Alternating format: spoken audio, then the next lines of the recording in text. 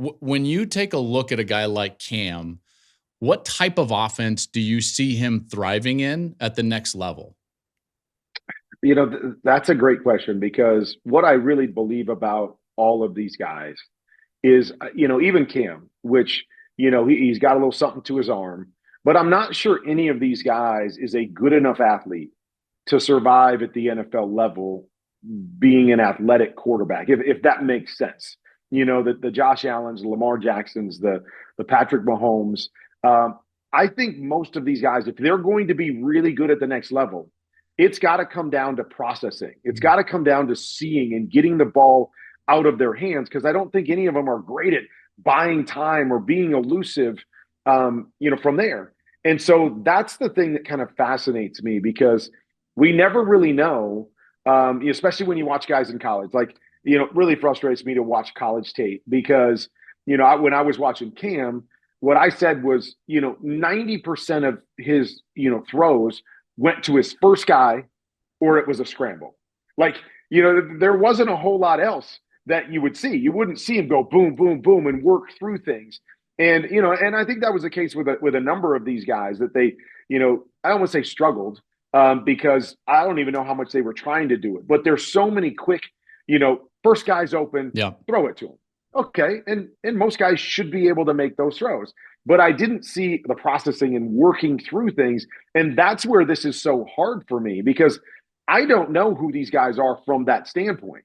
And if you struggle to do that at the NFL level, I'm not sure any of these guys have that extra that says, "Oh, I can overcome that and do it with my right arm." And again, Cam is that one where you say, he can make some of those throws and he can, be under pressure and make some. So maybe, but that's what's really hard for me, Joel. And I don't know if you get a better sense of it when you watch college tape, but I don't know what they're doing half the time and what these college offenses and it's so much bubble screens and it's so much, Yeah. find the one-on-one and take it that it's really hard for me to assess because I don't get a chance to sit in a room with them. I don't get a chance to get up on a board with them and understand what their processing is like, even if it's on a board. But that's what I see from this class is I just don't see anybody being the athlete that can survive being more athletic at the NFL level as opposed to being more quarterbacky, more in the pocket type player at the next level. So I think all of them are going to need good, solid offenses Mm-hmm. and have the ability to work quickly through their progressions. And I don't have a great sense of that with what I watched most of them doing in college. I wanna come back to that because you touched on two things that I want to touch on there. I want to come back to that idea of the college offense and the preparation toward the NFL game. So we'll get to that in a moment. But first, I want to bring up the consensus and a guy that I'm high on, and not just because he went to Colorado, but because of the processing. I thought when I evaluated these guys, and even when I covered a lot of them in person, I thought Shedeur was the best processor of all of them on the field.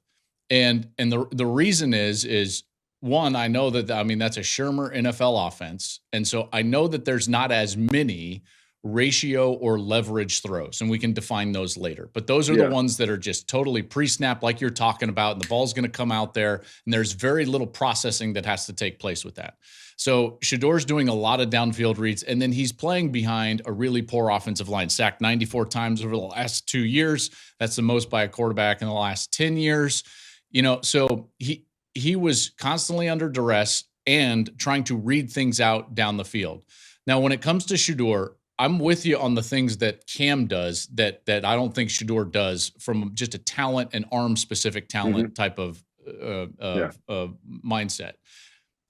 What I like about Shedeur is that I do see him process. And so at times when he's got time, I like to see, and I do see kind of this surgical aspect of his game. He's hyper accurate. The ball is on time and he's reading things out. And then while he's not a great athlete, he's got this really rare ability to stay alive in the pocket, not even evade and elude and make plays with his legs per se. It's almost like a Tarkington / Roethlisberger kind of keep yourself alive to make a throw type of deal. So it's like surgeon and magician type of combination. Now, is that going to translate into a great NFL career? I'm not sure. I really am not. But that's what I saw when I saw Shedeur. I'd be really fascinated to hear your take on Shedeur. Yeah, and another thing that I always have to tell people when I do this stuff, but I'm not a draft guy, and so I don't go back and watch every single snap that all of these guys have. To me, it's getting a sense of who they were in college, getting a sense of what they do well, and then I'll let somebody else project where they go or what they're going to be at the NFL level, because I just think it's such an inexact science that I'm not trying to get into that world. So I will agree with you that. I mean, Shedeur may throw the best ball, and what I mean by that is the most catchable, the most accurate ball of all of these guys. I love that he can pace the ball, but he never, whether it's because of arm strength or whatever, he never throws it hard. He never has to throw it through you. And so I love that aspect of things. I like guys that understand how to make different throws. He's got great touch. I think he throws a really good deep ball, all of those things. So I said that all about not watching every snap. So I went back and, watched some at the beginning of the year, but I watched the last 4 games for all of these quarterbacks. And, you mentioned the offensive line. And so when I break down quarterbacks, I try to eliminate what's happened all year long. Now, I try to eliminate what's happened in the game, and I look at everything play to play. Like, I don't care what's happened up to this point. I'm going to get into a vacuum, and I'm going to look at this play. Did you do the right thing on this play? Did you make the right throw? Did you make the right read, as opposed to trying to stack it all together? But with that being said, I felt in the last 4 games that Shedeur was very uneasy in the pocket. Like, very seldom did I see him strong in the pocket and get back and set and read and deliver the ball. It was almost like he was always uneasy back there. Now, you talked about the sacks, and you talked about, the issues that they had up front. And maybe that all led into, okay, these last 4 games, I'm just uneasy because I've gotten hit so much. But that was the thing that concerned me, is that I felt like, he very seldom went through the process. It was kind of backseat the first guy and then get uneasy and try to create a throw as opposed to just playing the game. And so that's a concern for me. But, is that something that, it was only because of the situation here, only because of the offensive line, and he can be more solid in the pocket, and he can work through things and not get impatient in the pocket. So that was my concern when I watched him.